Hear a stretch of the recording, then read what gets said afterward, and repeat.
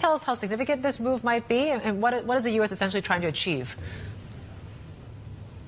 Yeah, sure. It's a little bit of a strange development. So the Federal Communications Commission, the regulator for telecom communications in the U.S., is deciding to ban Huawei and some of these other companies that you mentioned from participating in what's really the authorization of technical standards for gear that's sold into the United States. So the FCC relies on these private labs to do a bunch of testing around, do things conform to technical standards like radiation levels or what frequency certain things are operating at. And Huawei had been participating in that. That's probably a bit of a historic artifact. Huawei, of course, had been very active in telecom networking equipment and smartphones and the like, and in the past had probably participated in these kinds of technical authorizations. But more recently, and this has been going on for years, the U.S. government has been cracking down on Huawei. It's been barring its equipment from being used in the United States. It's also gone to allies and tried to get them to pull telecom equipment out of their networks because of national security reasons. So there's a little bit of a leftover artifact here that Huawei was still participating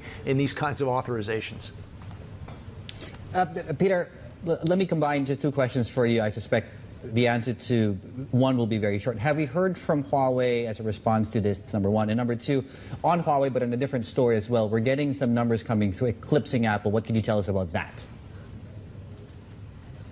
Yeah, on the first point, we haven't formally heard from Huawei on this front, although it has said repeatedly that its equipment, its company, does not represent any sort of national security threat. So it's been very clear about that point.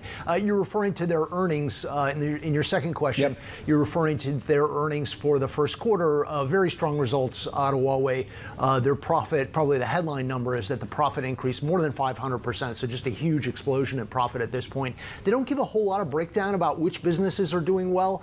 The company's two primary businesses are telecom equipment, so what you put into the backbone of telecom companies around the world, and then smartphones in particular. And it had almost been knocked out of the smartphone business because of the blacklisting from the United States. It couldn't get key components, including semiconductors. But as we've reported, we've talked with you guys about a few times, they now are getting some of those semiconductors that they need for their smartphones domestically, and that's led to this huge increase in their smartphone business. We saw shipments up about 70% in the first quarter. And as you alluded to, that has hurt some of the foreign players, particularly Apple, which has lost a lot of ground as Huawei has sort of come on strongly.